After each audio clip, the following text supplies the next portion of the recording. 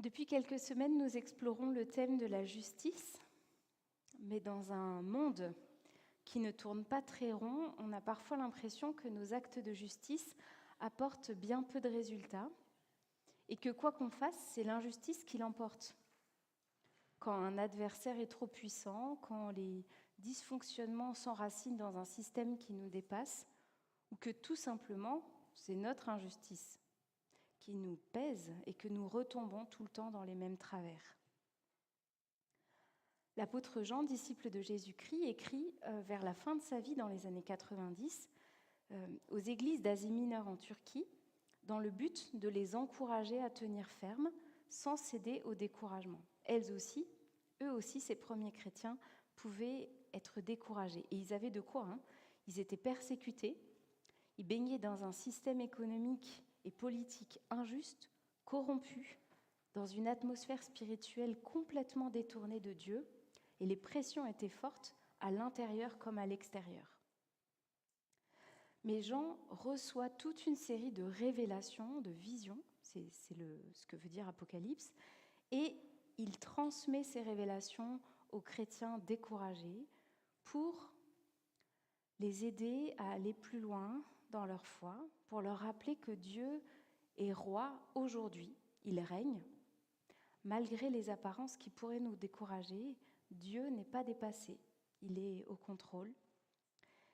Et surtout, le grand message de Jean dans l'Apocalypse, c'est que Dieu est en train de mettre en place son projet.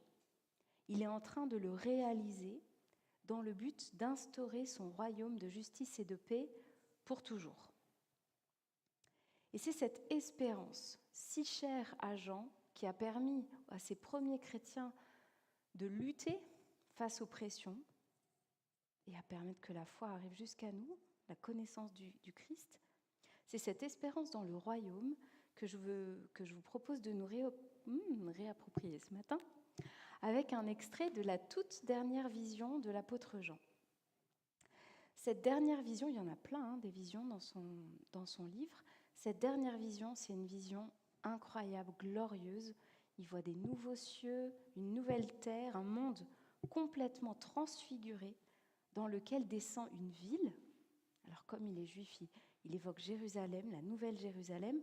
C'est le symbole de la cité de Dieu, le symbole du peuple de Dieu. Donc je vous invite à écouter et à lire un extrait de cette vision dans Apocalypse au chapitre 21. Je lis les tout premiers versets pour que vous ayez le contexte et ensuite je lirai le texte sur lequel je vais m'arrêter. Alors je vois un ciel nouveau et une terre nouvelle. En effet, le premier ciel et la première terre ont disparu et je vois la ville sainte, la Jérusalem nouvelle. Elle descend du ciel, envoyée par Dieu. Elle s'est faite belle comme une jeune mariée qui attend son mari. L'épouse, dans la Bible, c'est le peuple de Dieu. Donc la nouvelle Jérusalem, c'est le peuple de Dieu. Dans cette ville, je ne vois pas de temple, car le Seigneur, Dieu, le Tout-Puissant, est son temple, ainsi que l'agneau. La ville n'a besoin ni du soleil ni de la lune pour y briller, car la gloire de Dieu l'éclaire. Et sa lampe, c'est l'agneau. Les nations marcheront à sa lumière, et les rois de la terre y apporteront leur gloire. Les portes de la ville ne se fermeront jamais pendant le jour, et il n'y a pas de nuit. On y apportera la gloire et l'honneur des nations. Il n'y entrera jamais rien de souillé, ni faiseur d'abominations ou de mensonges, mais ceux-là seuls qui sont inscrits dans le livre de la vie de l'agneau. Une remarque de méthode avant d'aller plus loin. Jean utilise un langage imagé, très imagé. Il intègre notamment des références aux prophètes juifs, surtout Ésaïe et Ézéchiel. Et puis, parce qu'il connaît Jésus, il ajoute ce qu'il sait, par exemple toutes les références à l'agneau. Alors ça donne tout un réseau d'images, de symboles qui se superposent, que les églises du 1er siècle, qui avaient la même culture que Jean, arrivaient sans difficulté à décrypter. Et pour nous, c'est un petit peu plus difficile. J'insiste sur le fait qu'il y a des images et des symboles. Une image, c'est pour illustrer une vérité qu'on a du mal à saisir autrement. Alors je crois fermement à l'instauration d'un monde nouveau. Voilà, que ce soit dit très clairement. Je crois fermement à ce qui est indiqué par Jean. Mais je ne mettrai pas forcément ma main au feu, déjà parce que j'aime pas ça, mais parce que je ne suis pas sûre que tous les détails qui sont racontés comme ça dans l'évangile de Jean seront exactement comme ça dans l'éternité. Il y a des choses qui relèvent sûrement de la façon de s'exprimer pour que les contemporains de Jean comprennent ce que Jean veut dire. Mais bon, peut-être que Dieu modifiera certaines choses.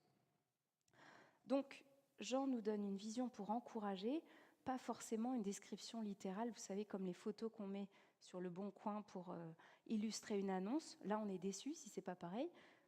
Bon, je pense que Jean veut surtout nous donner une idée de ce qui nous attend et pas qu'on se perde trop dans les détails.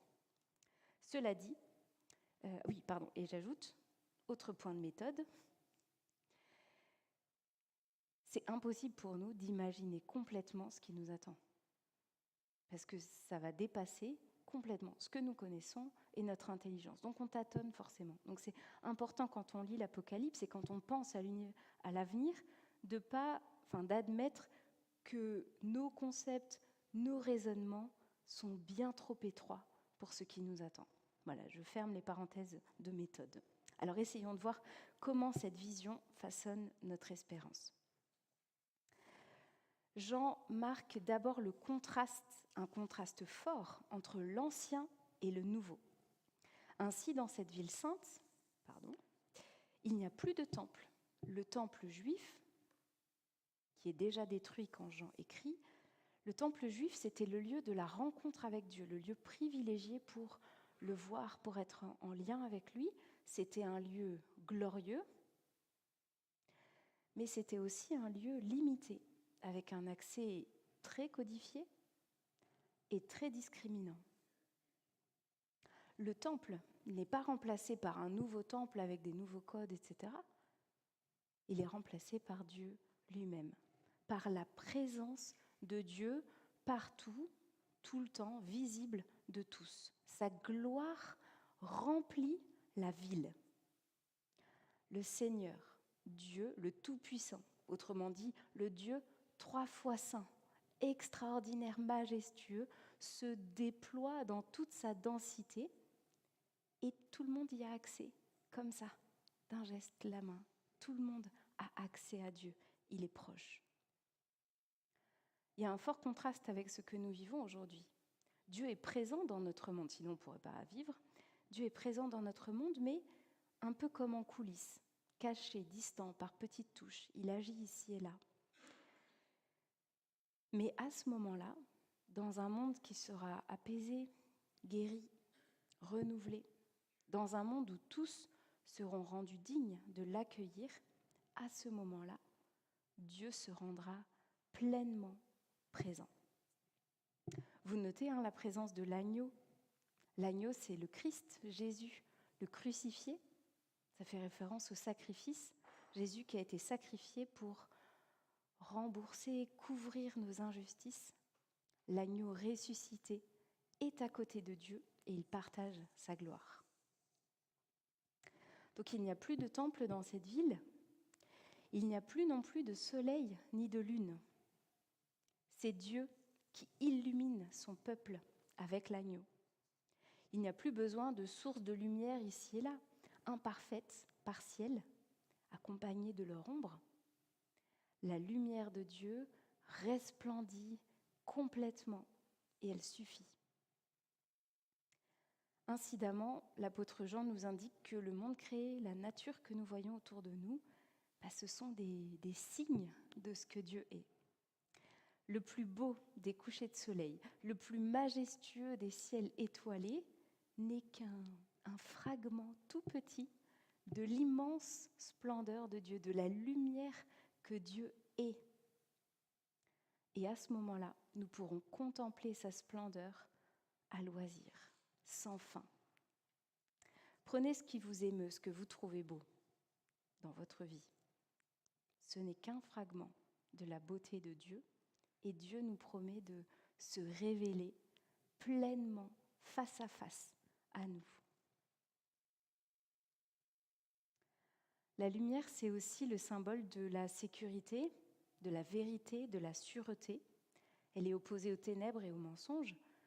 Et dans la même veine, on voit que les portes de la ville ne se ferment plus. À l'époque, les villes étaient fortifiées avec des murailles, enfin en tout cas Jérusalem. Il y avait des portes dans les fortifications et on fermait la nuit pour protéger la ville de toute agression. Là, il n'y a plus de nuit, il n'y a plus de danger, donc il n'y a plus besoin de fermer les portes. On est dans une atmosphère de paix, de sécurité complète, de liberté. Et on le voit, ça circule, il y a du mouvement.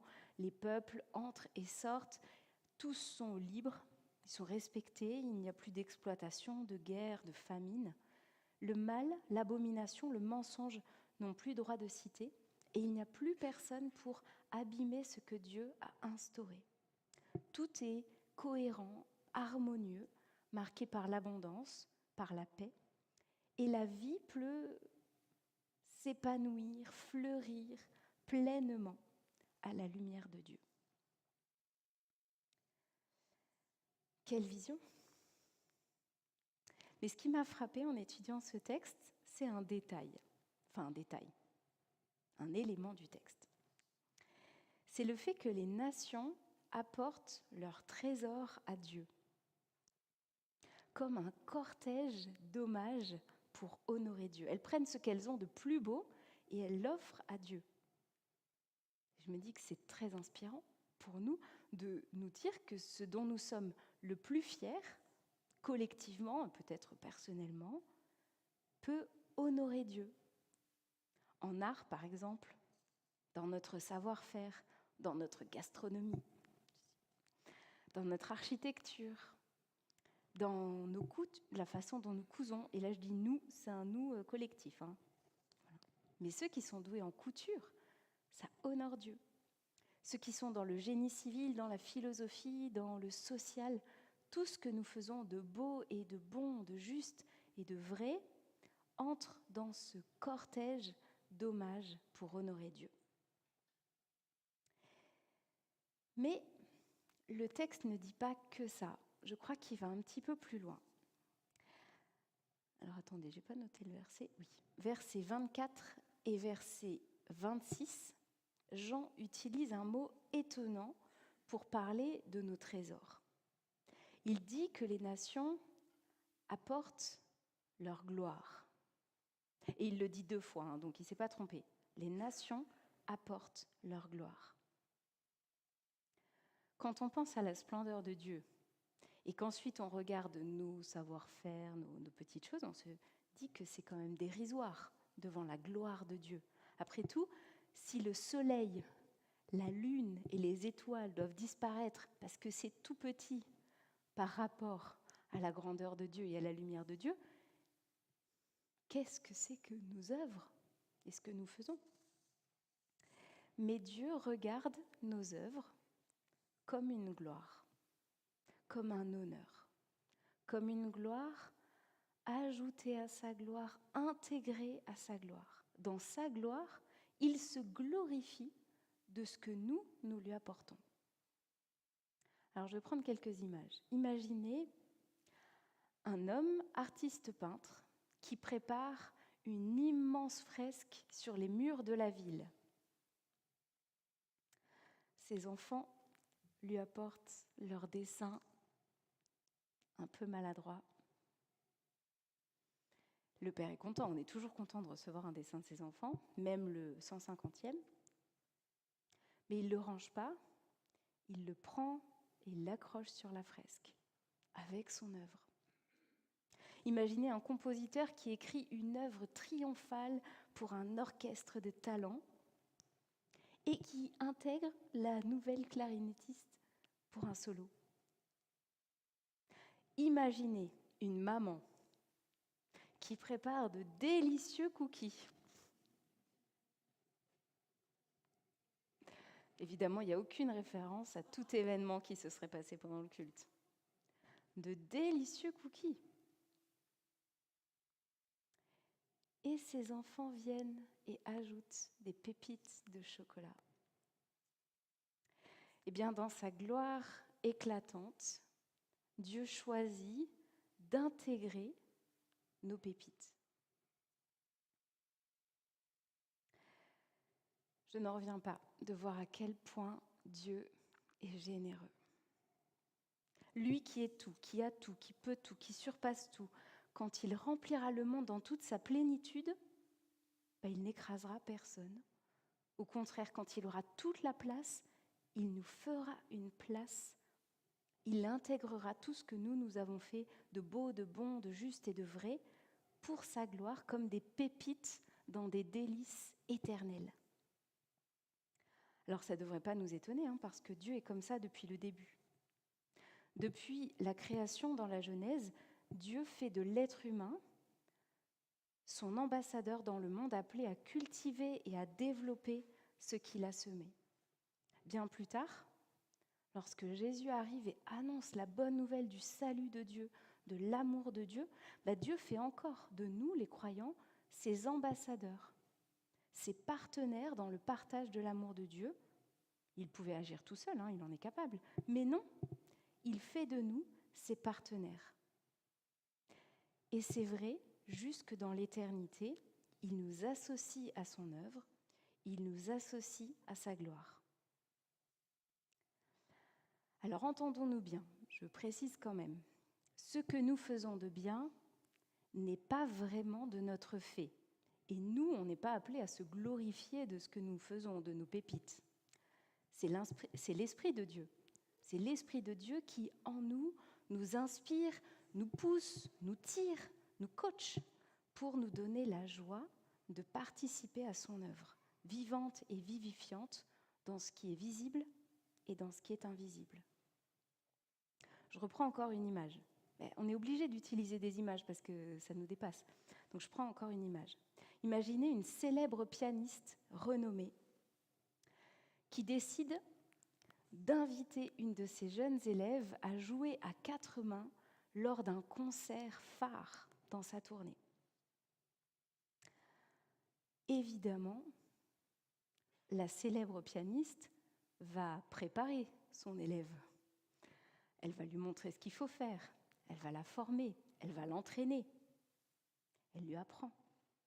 Mais elle fait tout ça pour que l'élève devienne capable de jouer avec elle à 4 mains et qu'elles puissent toutes les deux expérimenter la joie complice de jouer ensemble.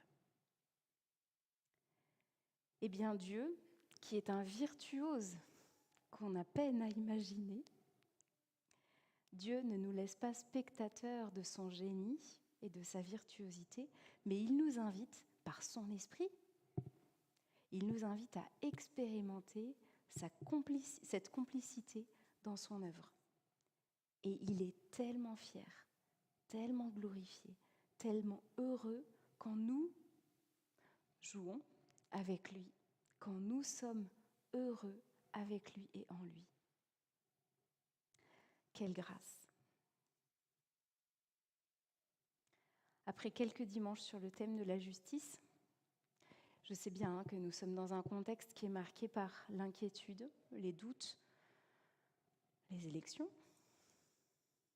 Cette vision de Dieu transmise à Jean nous rappelle, il me semble, quelques fondamentaux, et je terminerai avec ça. D'abord, le royaume de justice et de paix n'est pas encore établi, au cas où vous en doutiez. Le royaume de paix n'est pas encore établi, mais nous sommes invités à l'attendre avec espérance. La justice et la paix de Dieu vont s'établir, parole de Créateur. Dieu nous appelle à relever la tête, à tourner nos yeux vers l'horizon et à nous accrocher à cette promesse qu'il nous fait. Et cette promesse, elle est garantie parce que le Christ est ressuscité. La promesse de Dieu est vivante, solide, en route. Alors, puisque la perfection n'est pas encore pour aujourd'hui, il est logique atrocement douloureux et frustrant, mais logique, que le monde d'aujourd'hui, mais même nous en tant qu'individus, que nous soyons tous encore marqués par l'injustice. Donc notre espérance joyeuse s'accompagne forcément d'un réalisme sur ce que nous vivons aujourd'hui. Même si Dieu est présent, il n'est pour l'instant pas complètement présent. Il agit pour l'instant en coulisses, par petites touches, avant de se révéler au grand jour. À la lumière de cette espérance, à la lumière de ce que Dieu nous promet, notre vie d'aujourd'hui peut préparer le terrain, annoncer comme des avant-goûts, des bandes-annonces, des avant-premières, annoncer ce que Dieu va faire. Mais je crois que cette vision nous dit un peu plus que ça. Ce que nous vivons aujourd'hui n'est pas juste une bande-annonce. Ce sont aussi des pépites dont Dieu se délectera pour l'éternité. Ce que nous vivons aujourd'hui, avec la maladresse et l'imperfection qui est la nôtre, je sais. Mais ce que nous vivons aujourd'hui, et qui est marqué par l'amour, la fraternité, l'hospitalité, la patience, l'endurance, la vérité, la justice, la paix, la beauté, la minutie, la joie, la sagesse, le courage. Ce que nous vivons aujourd'hui, de bon et de beau, individuellement, collectivement, tout cela, même si ça paraît simple et temporaire, tout cela a de la valeur pour Dieu. Ça a même un poids éternel, parce que Dieu, dans son incroyable générosité, décide de donner le poids de son éternité, le poids de sa gloire, à tout ce qui est bon et beau, juste et vrai. Alors que Dieu nous inspire, vous inspire, aujourd'hui, demain, dans les moments simples du quotidien, à créer avec lui, avec l'aide de son esprit, ces pépites qui ne paraissent pas grand-chose, mais qui auront une saveur éternelle et par lesquelles nous célébrerons la gloire de Dieu pour toujours.